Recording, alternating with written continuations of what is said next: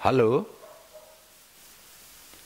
Maaf, nomor yang Anda tuju saat ini sedang dirawat di ruangan unit gawat darurat karena sakitnya makin parah akibat kaget melihat dan mendengar aksi penjemputan paksa pasien COVID-19. Terima kasih. Tut, tut, tut, tut.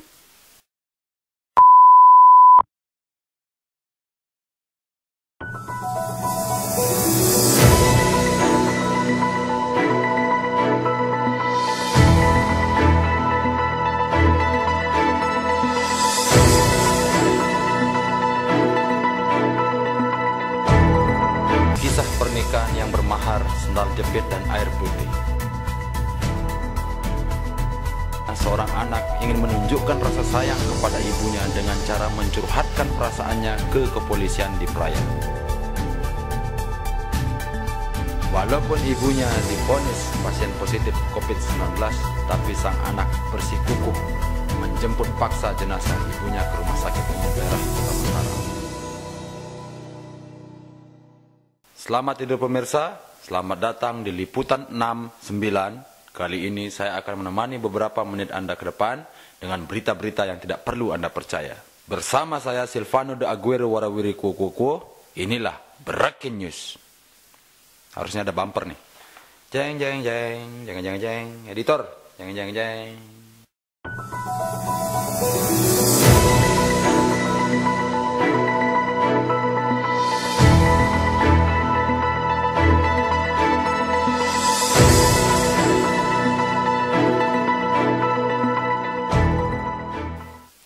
Mantap. Berita pertama datang dari kisah pernikahan yang bermahar, sendal jepit dan air putih. Di mana dalam pernikahan ini, wanita ini sangat beruntung mendapatkan pria yang tampan dan kaya raya, tapi hidup sederhana. Di mana dia hanya memberikan sendal jepit dan air putih sebagai mahar pernikahannya. Sungguh luar biasa laki-laki ini. Wanita ini sangat beruntung.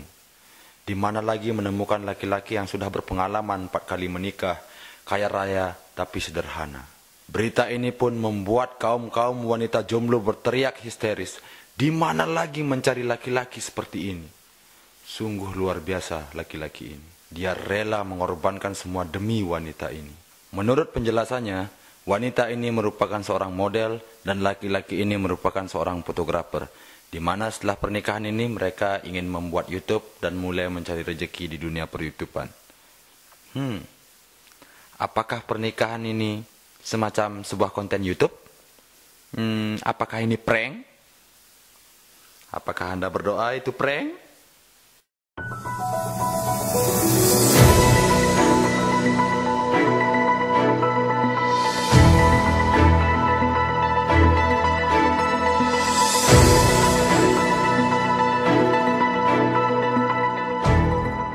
Berita kedua datang dari Lombok Tengah, di mana seorang anak ingin menunjukkan rasa sayang kepada ibunya dengan cara mencurhatkan perasaannya ke kepolisian di Praia.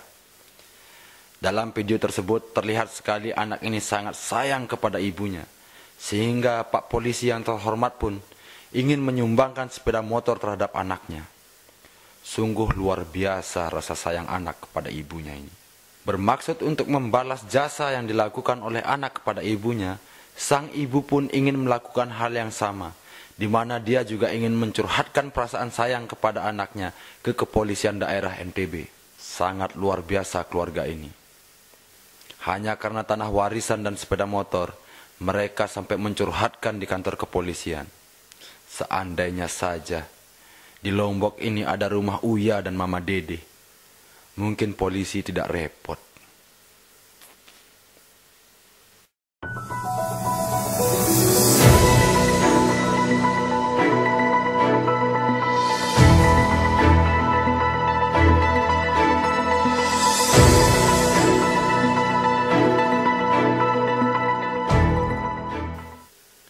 Berita ketiga juga tidak kalah menariknya dengan berita sebelumnya, di mana seorang anak di Lombok Barat ingin menunjukkan rasa sayang yang sangat amat besar terhadap almarhumah ibunya. Walaupun ibunya divonis pasien positif COVID-19, tapi sang anak bersikukuh menjemput paksa jenazah ibunya ke rumah sakit umum daerah Kota Mataram.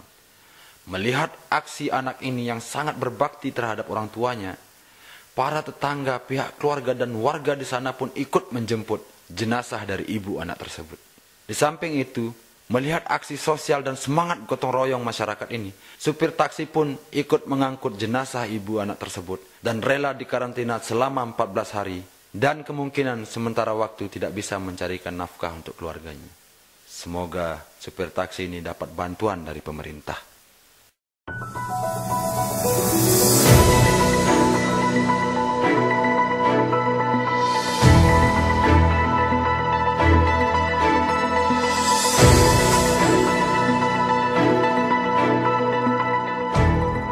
Menurut pengakuan pihak keluarga, almarhumah ibu ini tidak mengalami flu, demam, batuk, dan hanya mengalami sesak napas, itu pun dikarenakan kecelakaan. Melihat aksi penjemputan paksa jenazah ini, membuat para warganet berkomentar liar di kolom komentar Inside Lombok. Sebagian besar mengatakan bahwa masyarakat di sana pagah dan tidak mempercayai corona, tapi lebih mempercayai konspirasi. Tapi Anda salah warganet. Dari video yang kita lihat, para masyarakat di sana sudah menggunakan masker pada saat melakukan aksi dan mungkin saja sudah menjaga jarak. Di samping itu, mereka datang dari Lombok Barat dan rumah sakit berada di Kota Mataram. Tentu Anda masih ingat bahwa pemerintah sudah menyediakan pos penjagaan dan pemeriksaan COVID-19 di setiap perbatasan kota. Pasti mereka sudah diperiksa dan sudah aman. Dan pasti pos itu sudah berfungsi, bukan? Pasti berfungsi. Tidak mungkin tidak berfungsi pos-pos itu.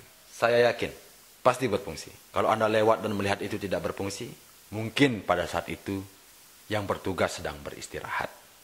Mungkin.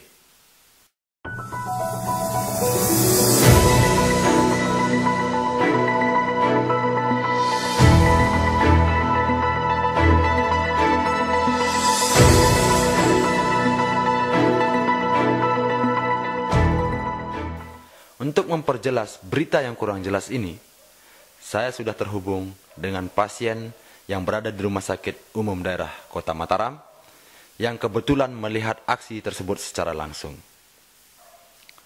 Halo? Maaf, nomor yang Anda tuju saat ini sedang dirawat di ruangan unit gawat darurat karena sakitnya makin parah akibat kaget melihat dan mendengar aksi penjemputan paksa pasien COVID-19. Terima kasih. Tut, tut, tut, tut. Mohon maaf pemirsa, nampaknya kita sedang mengalami kesalahan teknis. Sekian berita kali ini yang dapat saya kabarkan. Ingat, bacalah berita yang dapat dipercaya dan sumbernya yang tepat. Jangan dengarkan berita dari saya. Berita saya tidak jelas dan tidak dapat dipercaya. Selamat tidur kembali dengan gaya 69-nya. Terima kasih.